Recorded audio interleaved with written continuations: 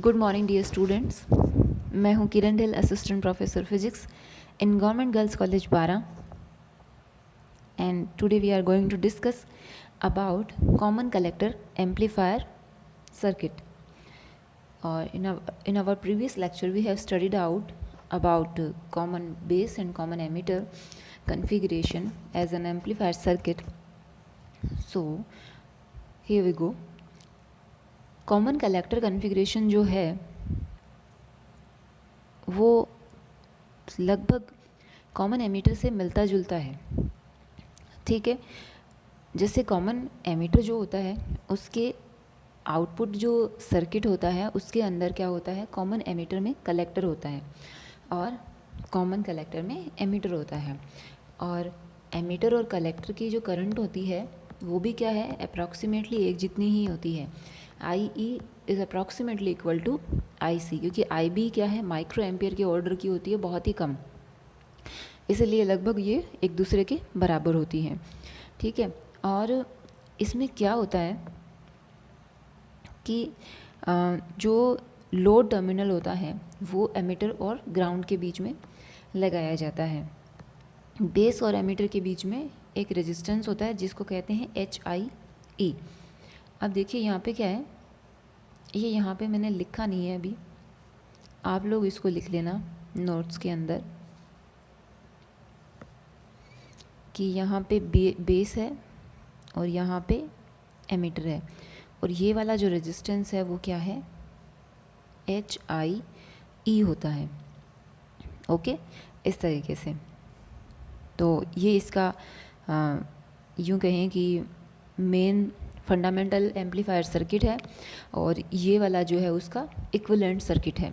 तो इसके अंदर ये जो रेजिस्टेंस है वो यहाँ पे जो बेस है उस बेस को करंट जो जा रही है IB उसको नियंत्रित करता है, उसको कंट्रोल करता है। बैटरी VB भी जो है वो कलेक्टर को रिवर्स बायस करती है। ठीक है, और बैटरी VCC इसको फॉरवर्ड बायस करती है एमीटर को। यहाँ पर क्या है, ये जो कैपेसिटर जुड़े हुए हैं, ये कैपेसिटर क्या करते हैं, जो DC कंपोनेंट्स होते हैं उनको रोकने का काम करते हैं। तो जैसे हमने अपने प्रीवियस लेक्चर्स के अंदर सभी एम्पलीफायर सर्किट के लिए current gain, voltage gain, input impedance और आउटपुट इम्पिडेंस निकाला था, उसी तरीके से सिमिलर वे में यहाँ भी हम लोग वही करने वाले हैं। ओके, तो फर्स्ट ऑफ ऑल सबसे पहले हम लोग करेंगे करंट गेन। तो करंट गेन क्या होता है, आउटपुट करंट बटे इनपुट करंट। तो यहाँ पर आउटपुट में एमीटर जुड़ा हुआ है, तो आउटपुट में सेक्शन में जो करंट आएगी वो क्या होगी, IE करंट होगी। ओके, तो यहाँ पे आउटपुट करंट है IE और इनपुट करंट है IB। ठीक है, और जो एम्पलीफायर सर्किट हम लोग यूज़ करते हैं तो करंट जो होती है वो कुछ इस तरीके से होती है, क्योंकि एम्पलीफायर सर्किट में इधर भी करंट एंटर करती है, इधर भी करंट एंटर करती है ना। तो तीनों का जो सम होता है वो किसके बराबर होता है, 0 के। इसलिए IE को आप क्या लिख सकते हो, IB प्लस IC, इस तरीके से। तो यहाँ से जब IB प्लस IC लिख सकते हो तो उसके बाद इस IB से ये IB कैंसिल हो गया, इधर बच गया IC बटे IB, और IC बटे IB जो होता है उसको लिख सकते हैं HFE। ठीक है, उसे क्या लिख सकते हैं, HFE। IC को हम लिख सकते हैं जैसे उसमें किया था ना कॉमन एमीटर कन्फिग्रेशन में, IC बराबर HFE IB। करंट गेन जो होता है IC बराबर HFE होता है, IC बटे IB। तो यहाँ पे IC का मान रख दिया HFE IB, IB से IB गया 1 प्लस HFE बन गया करंट गेन। उसके बाद है वोल्टेज गेन। तो वोल्टेज गेन क्या होगा, V0 ओवर VI। तो V0 क्या होता है, जैसे आउटपुट सेक्शन में जो करंट होती है इनटू RL होता है, तो कॉमन कलेक्टर के अंदर आउटपुट सेक्शन के अंदर क्या है, एमीटर है। ठीक है, तो इस एमीटर के थ्रू ये लोड जुड़ा हुआ है, इस लोड में से जो करंट जाएगी वो करंट होगी IE इंटू RL। तो यहाँ पे आ गया IE इंटू RL और बटे VI। ठीक है, तो IE को हम क्या लिख सकते हैं, माइनस का IB और माइनस का IC। ठीक है। तो ये प्लस का IB और प्लस का IC बन गया। IC को फिर से हम HFE IB लिख सकते हैं, IB को कॉमन ले लिया, ठीक है। उसके बाद में हम लोग बात करते हैं VI की। ये तो V0 हो गया, VI इनपुट, तो HIE IB plus HRE V0। ये सब जो है HIE जो है वो क्या है, जैसे एमीटर के लिए रेजिस्टेंस है इनपुट सेक्शन में, तो HIE जो होता है वो HIC के बराबर होता है। इसीलिए यहाँ पे हम लोग C नहीं लिख रहे, सीधा क्या लिख रहे हैं, IE लिख रहे हैं। और मैंने ऊपर यहाँ पे मेंशन भी किया है ताकि आपको कोई दिक्कत ना आए, ठीक है। ये देखो HIE जो है वो किसके बराबर है, HIC के। HRC जो है वो 1 के बराबर है, और HFC जो है वो -1 प्लस HFE के बराबर है, और HOE जो है OC जो है वो OE के बराबर है, ठीक है, इस तरीके से। फिर यहाँ पे जो VI है तो इसके अंदर IC की जगह IE लिख दिया, और ये RC जो था इसका मान 1 कर दिया, ठीक है। और V0 हो गया वही, ये देखो V0 की वैल्यू तो ये है IB, और 1 प्लस HFE RL। इधर क्या है, HIE IB को हमने कॉमन ले लिया है, तो कॉमन लेने के बाद यहाँ पे क्या बन गया, IB ब्रैकेट में HIE और 1 प्लस HFE RL, ठीक है, ये वाला। उसके बाद हम लोग निकाल लेंगे वोल्टेज गेन V0 बटे VI, तो IB से IB कैंसिल हो गया, दिस वन, तो 1 प्लस HFE बटे RL जो है, सॉरी RL जो है इनटू, इसको हम नीचे ले आएंगे तो ये कैंसिल हो जाएगा, सिर्फ HIE बचेगा, इसके बटे में आ जाएगा। तो फाइनल एक्सप्रेशन जो है वो ये आएगा 1/1 प्लस HIE बटे 1 प्लस HFE RL, ठीक है। उसके बाद यहाँ पे क्या है, ये HIE बटे 1 प्लस HFE RL जो है इसका मान एक के कंपैरिजन में बहुत ही कम होता है, और HFE जो है वो बहुत ही ज़्यादा होता है, दैट्स वाई। इसलिए क्या होगा कि ये जो वोल्टेज गेन है इसमें इस टर्म को नेग्लिजिबल मानने पर 1 के बराबर आ जाता है। 1 का मतलब क्या हो गया, V0 is approximately equal to VI, तभी तो 1 आएगा, क्योंकि AVE बराबर क्या होता है, V0 ओवर VI। तो अगर ये अप्रॉक्सीमेटली 1 है तो V0 is exactly approximately equal to VI, ठीक है। उसके बाद है इनपुट इम्पिडेंस RIC, जो कि बराबर होता है VI बटे IB। इनपुट सेक्शन में IB करंट है, और VI क्या है, HIE IB plus HRC V0, और इधर क्या है HIE plus V0 over IB। ये इधर V0 जो है उसको लिख दिया, V0 को V0 ही रखा है, कुछ नहीं लिखा अभी। तो ये IB से ये IB गया, और ये V0 बटे IB आ गया। HIE V0 को रखा IERL, IE को रखा IB प्लस IC, जैसे कि हमने किया ही था, 1 प्लस HFE के बराबर आ जाएगा, और IB एक बाहर निकल जाएगा, हर बार कर ही रहे हैं ये, ठीक है। तो ये HFE बन गया, IB जो है साथ में आता है HFE IB से IB कैंसिल हो जाएगा। तो इनपुट इम्पिडेंस किसके बराबर आ गया, HIE plus 1 plus HFE RL, okay. अगर हम लोगों को निर्गम प्रतिरोध निकालना है तो उसके लिए हमें क्या करना पड़ेगा, जो सोर्स वोल्टेज है उसको शॉर्ट करना पड़ेगा। सोर्स की जगह जो वोल्टेज सोर्स लगा हुआ है इनपुट सेक्शन में, उस VI को ज़ीरो करना पड़ेगा। That means VI zero means circuit में वो जगह जो है वो एक स्ट्रेट वायर की तरह बिहेव कर रही है, वहाँ कोई वोल्टेज ड्रॉप नहीं हो रहा है। जैसे ये है ना BERL, और इधर जुड़ा हुआ था हमारा वोल्टेज सोर्स, उसको हमने शॉर्ट कर दिया। देखो ये जो डायग्राम आप देख रहे हो ना, इसको ऊपर वाले के साथ मिलाओ इनपुट सेक्शन में, ये रहा। मैंने कहा था ना यहाँ पे B लिखना है, यहाँ पे E लिखना है, और ये हमारा रेजिस्टेंस HIE है। अभी यहाँ पे एक वोल्टेज सोर्स जुड़ा हुआ है, इसको हमने हटा दिया और इसे शॉर्ट कर दिया, ठीक है।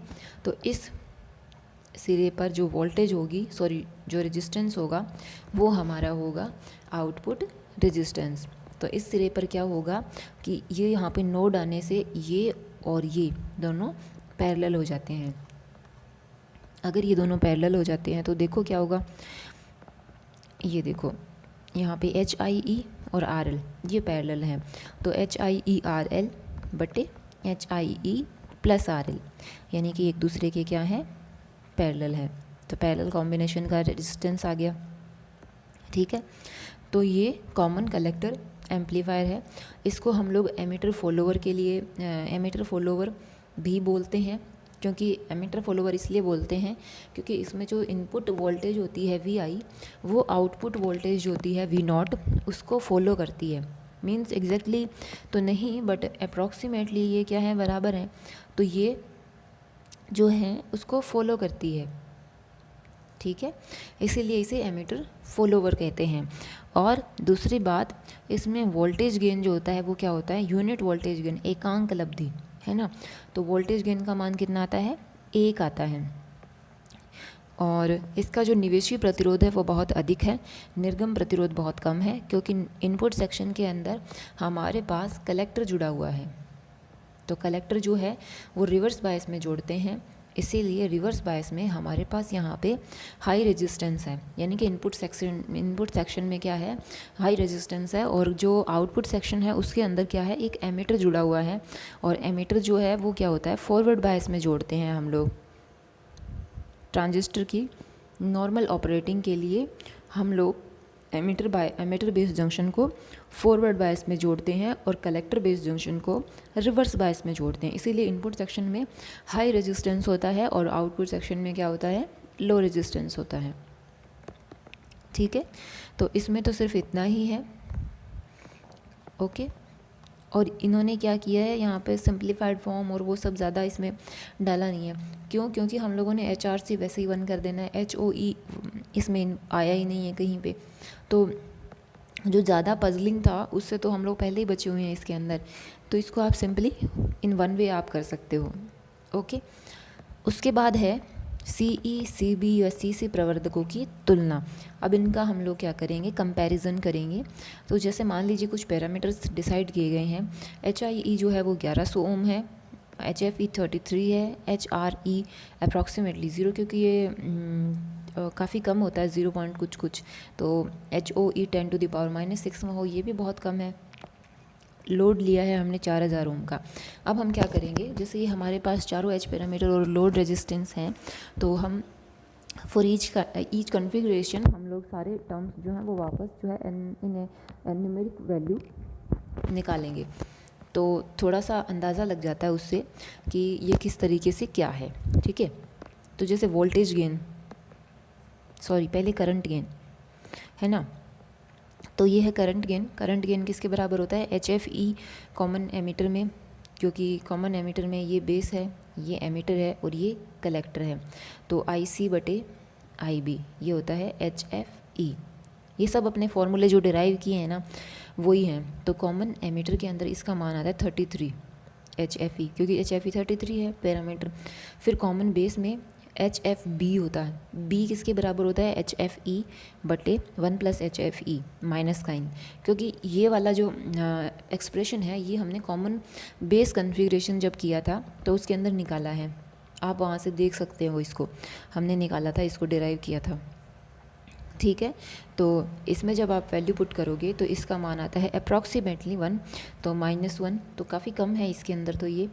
और जैसे कॉमन कलेक्टर है इसके अंदर HFC जो होता है वो -1 + HFE के बराबर -34। तो सबसे ज़्यादा तो यहाँ पे कॉमन एमीटर का ही दिख रहा है अभी तो। ठीक है, उसके बाद है वोल्टेज गेन। तो वोल्टेज गेन होता है HFE बटे HIE × RL। तो इनके मान रखने पे -120, कॉमन बेस में +120 और इसके अंदर अप्रॉक्सीमेटली +1 के बराबर आता है ये। ठीक है, ये सब फॉर्मूले हमने अभी निकाले थे। जैसे कॉमन कलेक्टर का तो देखो अभी ये निकाला ही है वोल्टेज गेन का, ये रहा। ठीक है, यहाँ से ऐसे ये सब हमने पीछे जो ड्राइव किए ना तीनों जो कन्फिग्रेशन ये as an amplifier circuit use किए हैं, कॉमन एमीटर, कॉमन बेस और कॉमन कलेक्टर, तो वहाँ से डायरेक्ट इनको लिखा गया है। ओके, फिर उसके बाद है इनपुट रेजिस्टेंस। तो HIE तो कॉमन एमिटर के लिए एज इट इज़ होता है, उसका मान है 1100 ओम।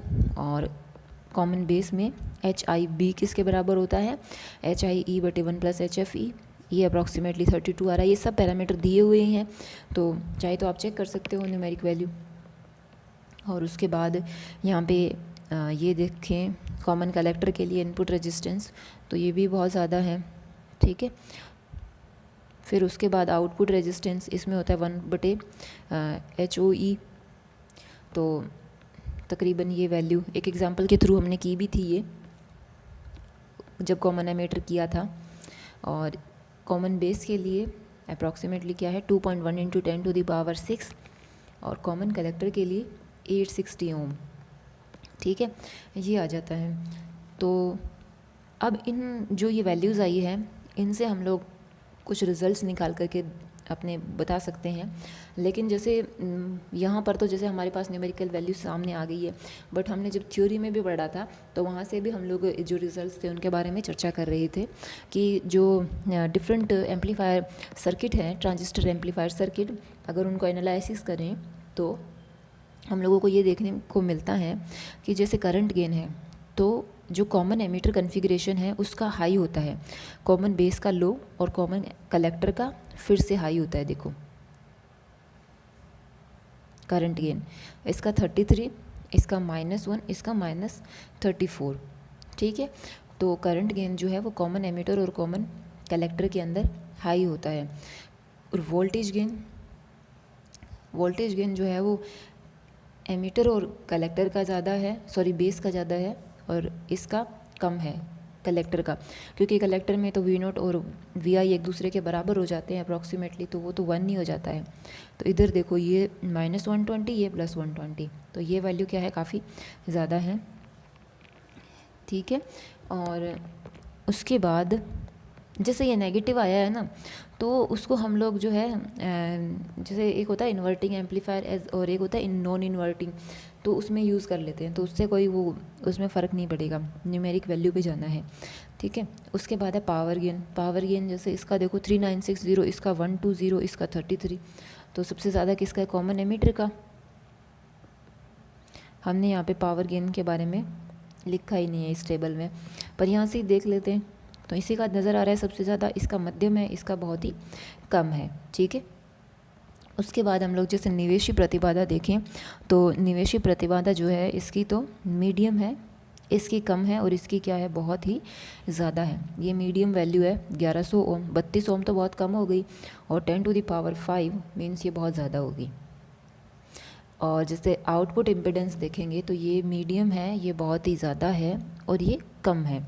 इस तरीके से टेबल से हम लोग जो है वो लिख पा रहे हैं। और वैसे टेबल से भी नहीं तो मैंने जैसे कहा आपको थ्योरी में भी तो हमने पढ़ा ही था, उससे भी लिख सकते हैं ये। फिर उसके बाद इन तीनों का यूज़, तो कॉमन एमिटर कॉन्फ़िगरेशन जो होता है, यह क्या होता है, तीनों विन्यासों में सर्वाधिक उपयोगी है, सबसे इम्पॉर्टेंट है। इसमें क्या है, धारा, वोल्टता व शक्ति लाभ सबसे अधिक होते हैं, देखो है ना, अधिक। और पावर गेन तो हमने लिखा नहीं, बाकी पावर गेन भी इसका क्या है, ज़्यादा है। तो इसमें करंट गेन, वोल्टेज गेन और पावर गेन सबसे ज़्यादा होता है। फिर उसके बाद क्या होता है कि इसमें जो निवेशी प्रतिबाधा होती है वो निर्गम प्रतिबाधा जो है वो एक ही कोटि की होने से सोपानीकरण में सुमेलन युक्ति की आवश्यकता नहीं होती है। जैसे अभी देखते हैं हम लोग, ये भी मीडियम है और ये भी मीडियम है, मध्यम मान के इसमें निवेशी और निर्गत प्रतिबाधा जो है वो होती है।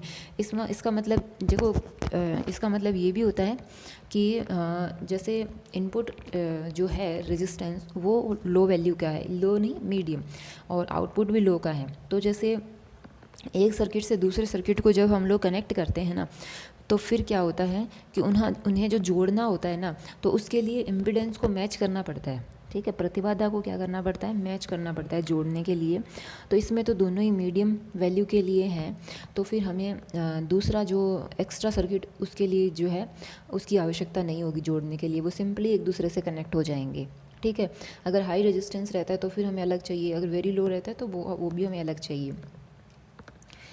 फिर है कॉमन बेस कॉन्फ़िगरेशन, इसका उपयोग जो है वो कम प्रतिबाधा के स्रोत के उच्च प्रतिबाधा लोड से सुमेलन के लिए तथा अप्रतिलोमी प्रवर्धक के रूप में होता है। क्योंकि कॉमन बेस के अंदर क्या होता है,